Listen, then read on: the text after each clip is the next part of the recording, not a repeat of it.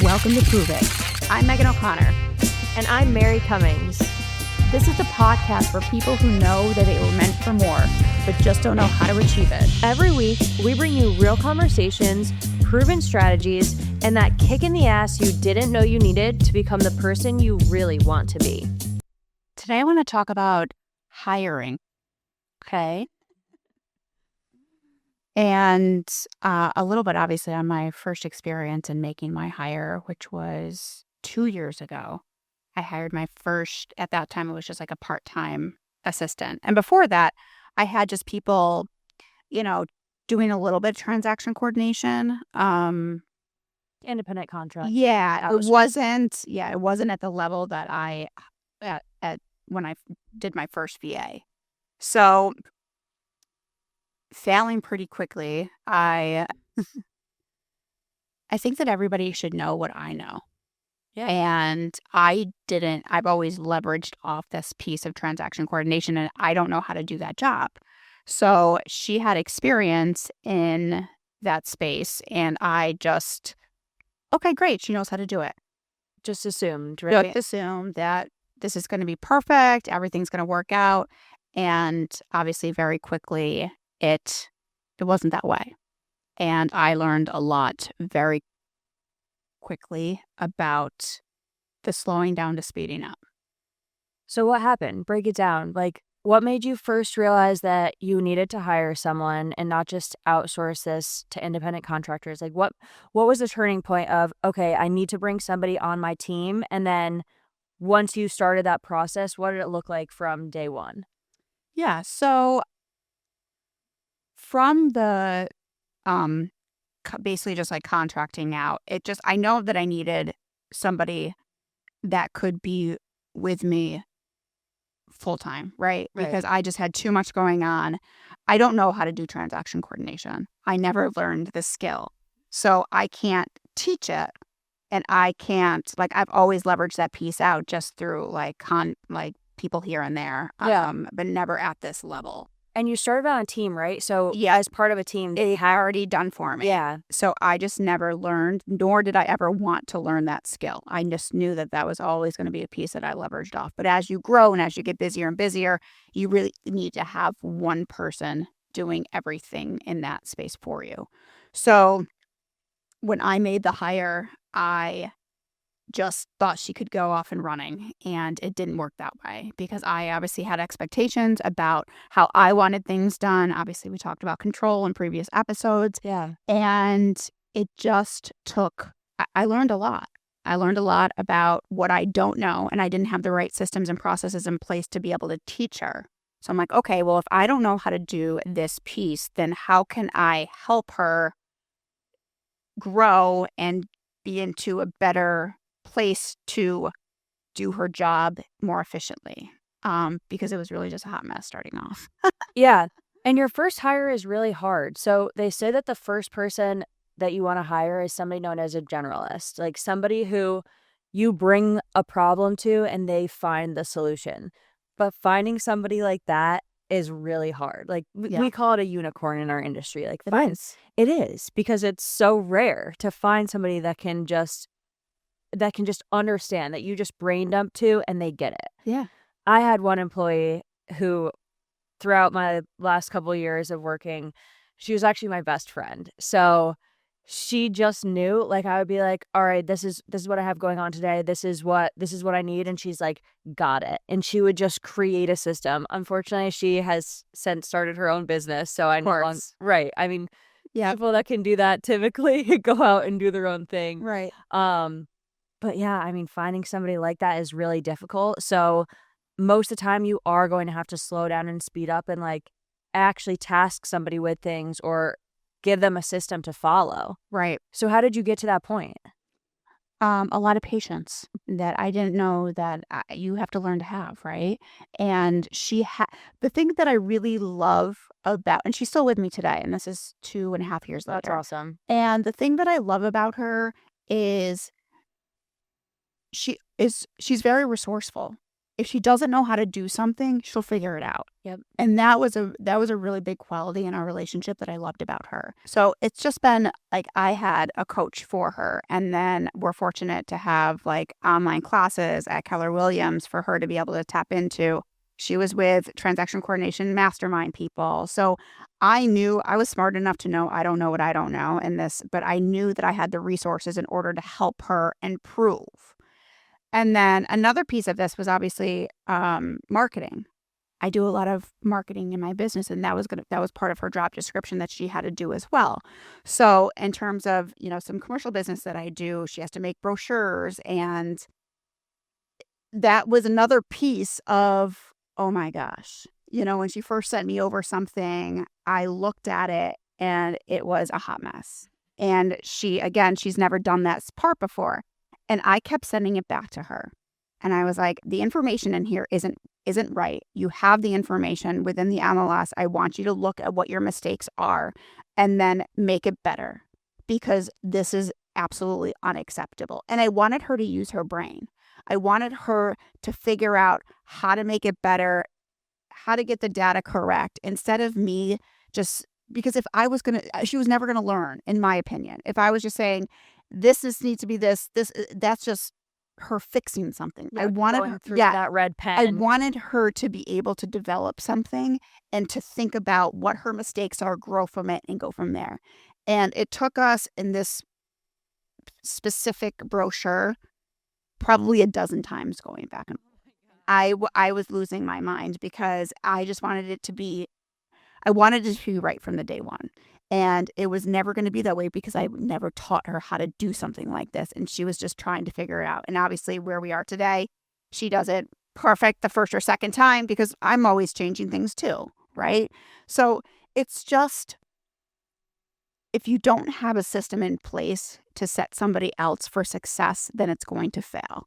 And I learned that really quickly her name is Melissa, with Melissa. And it's just, people don't know what they're not taught. And in my brain, I'm like, oh, she's a transaction coordinator. She has experience. She's gonna. No, it didn't work like that. And it took us about 6 months to finally get into a place where she was just being more independent, and I started leveraging off more and more tasks for her that she was able to do and put on her plate. And we still grow. She's still being coached, and she's still doing classes, and she's still doing all of the things to help her be better at her job. Yeah. I mean, you never stop growing, you never stop evolving, especially in an industry like ours or any industry. Things are always changing. We have AI nowadays. Like, you need to constantly keep up with new information, new skills, new platforms to work out of in order to continue to be successful.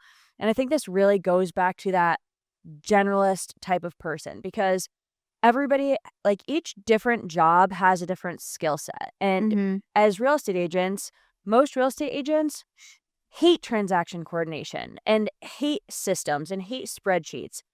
And somebody that does have that very systemized type of brain is not always the same person that also has that marketing brain. It's two completely different skills. One is systems, numbers, spreadsheets, organization, and the other is creativity. Right. So finding somebody and coaching somebody through being able to do both, I mean, you made your unicorn, right?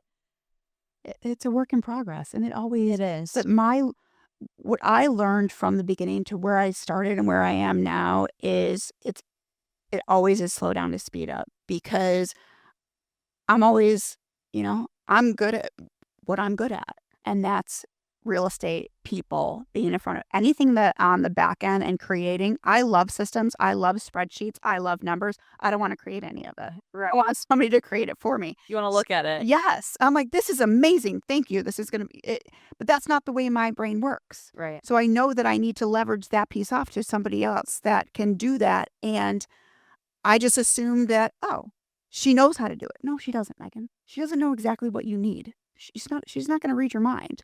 So that whole entire piece of it was a learning experience for me. And now we have amazing systems in place where it's just running so much smoother than it ever has, because she had some skills, she grew from them, and obviously help grow the business as well.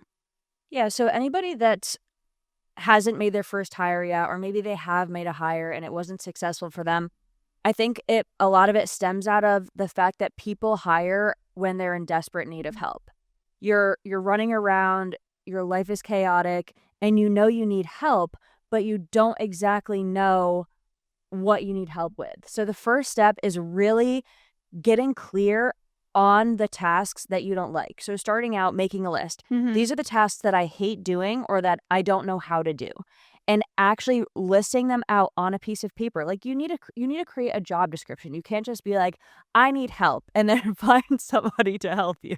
Yeah. Because you want to hire an A player, because the first person that you hire, the second person that you hire, they become part of the backbone of the business. And if you hire somebody that is not right there with you when it comes to, okay, this is our vision, we need to build the business, the next person that gets hired is probably going to be similar to them. Like they say, A players attract A players, C players attract C players. So you really want to put the time in before making that hire to make sure that you're attracting an A player. And that starts with a plan. Every good hire starts with a plan. I will say I've hired a couple people now since then, and another big piece that I wouldn't have known when I first started and I started interviewing is what's important to me is passion, right? Yeah. I don't want to hire somebody that's just here to get a paycheck. I want somebody to really care about the work that they're doing. And to me, when you're doing some type of marketing, you're throwing something in front of me and it's absolutely garbage. Yeah. It's garbage. It's just like there's no way you think this looks good.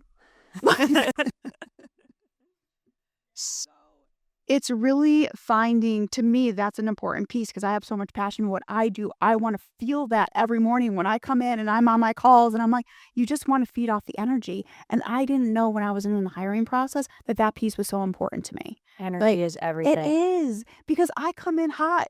Like I come in really hot and be like, I got a lot of energy where I want my team to go. Yeah, get And excited. yeah, and so when you come into the office or you're on a Zoom call with your people and it's just like mundane reactions, it kills my vibe.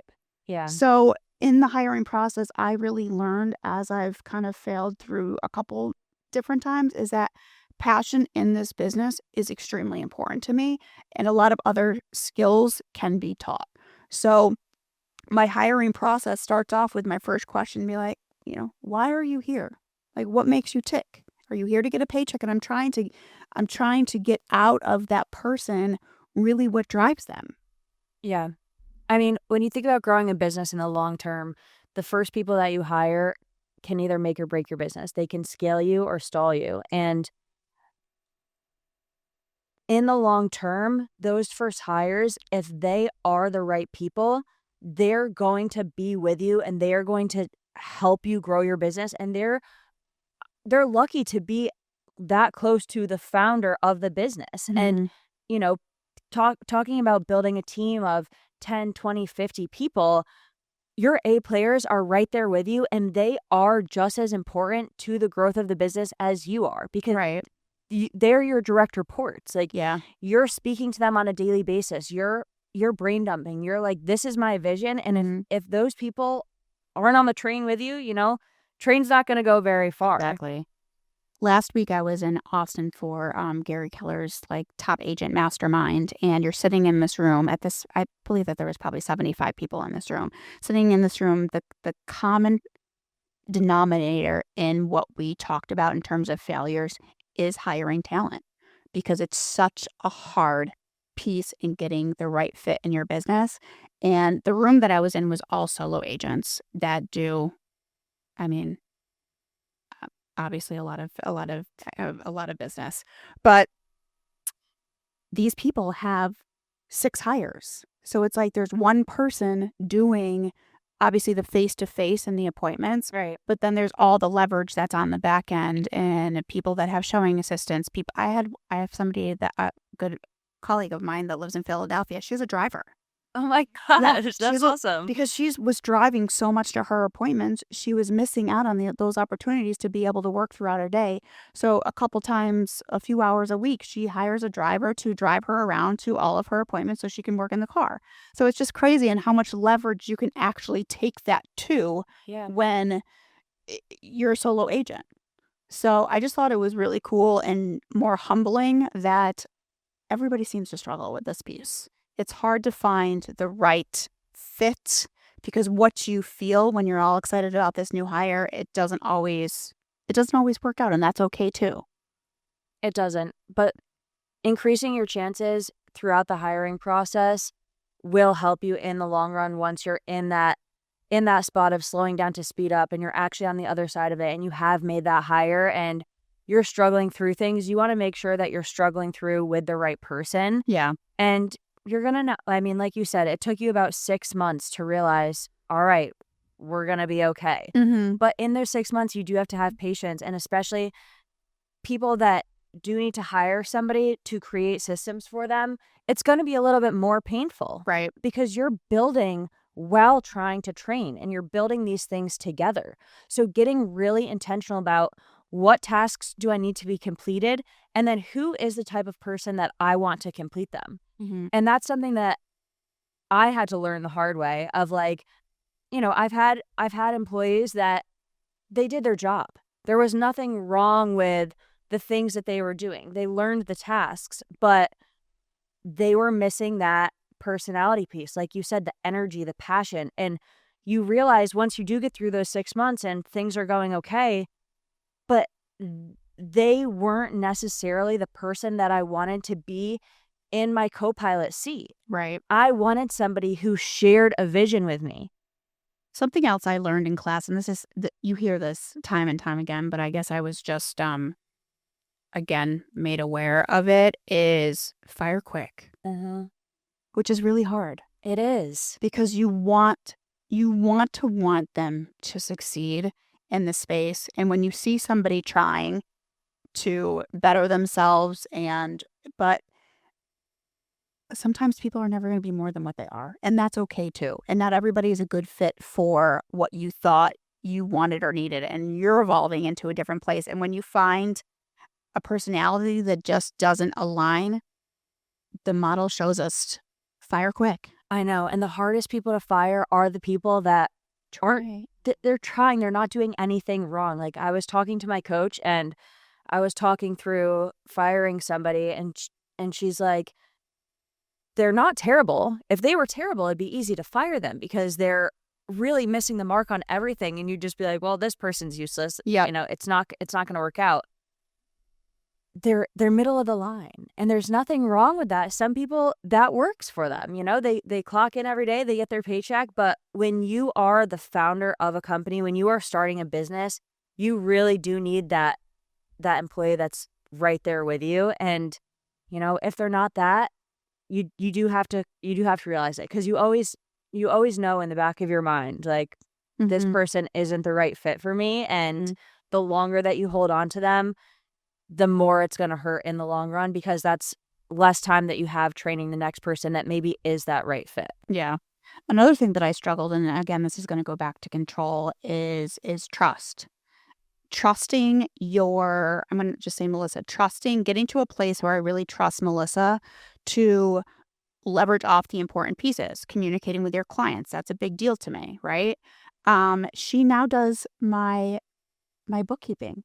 She's a part of getting the information from my bank to the bookkeeper. So she has access now to my email, my financials, like all of the things. But that's taken me 2.5, well, she started doing it probably like 6 something months ago. So it took me 2 years to evolve into a space where I trust you now to communicate with my clients. We have a great working relationship. You know the brand, you know how to speak, you know all the things. Right. And I trust you enough now to have access into all of my bank accounts and to be able to get this information because to me that's leverage that I don't need to talk to my bookkeeper anymore. But that took me years to be able to get into the place where I felt comfortable enough to start leveraging off more and more to her, where she proved herself to be that person, and it's working out really well. And it goes right back to the control piece, because when you're in that driver's seat, when you're the founder, we are all control freaks, whether we want to admit it or not. And you're never going to feel ready in that moment. It's always going to feel like, well, maybe I could just gain a little bit more trust, or well, maybe I can just add an extra hour of my day to handle these things. And that is not the solution to scaling. Yeah. The solution to scaling is letting go of that control, and it is extremely hard. So the first thing you need to do is become aware of, like, what am I controlling in my business, and what do I hate doing, and why am I still doing this, and what can I let go of, and who can help me do it? And you're not going to feel ready, but the quicker that you take out that piece of paper and write down the list of all the things that you hate doing, the quicker you're going to be able to take that next step and make that first hire. Yeah. I find that for me and being where I was, and I keep going back to that control episode that we have is, 6 years ago, I realized what a control freak I was. But since becoming aware of it, over that time, I've really put work into leveraging things off, and it kind of organically happens because once you start leveraging, it almost becomes addictive. What else can I leverage? What else can I do? And it's just like now I have people maintaining my emails and organizing my emails. And I go in there, I'm like, this is beautiful. All my personal stuff is here, all my business, all my red flags. Like I would come into Color coded. it's beautiful. And I'm like, I wouldn't have done that myself. Right. And it's just like the power of people in doing things. That's why you hire, and that's why nobody succeeds alone. So it's just people are life changing when you have the right people in that you're working with. And I can't say enough great things about the team that I have behind me, but it took me a long time to be able to get there. Yeah, and a lot of failing in between. And even if it's not in your business, you can hire something out in your personal life too, cleaning, laundry, whatever it is. But Yeah. the first thing that you need to do is realize that you can't do everything. And then you don't want to do everything.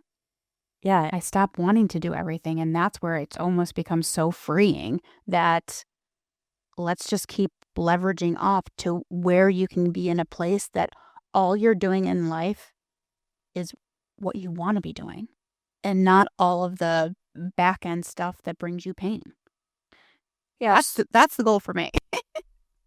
I think that should be the goal for everybody, Yeah. getting into your 20%, because that's what's going to help you grow your business and in the long term be happy and spend more time with your family.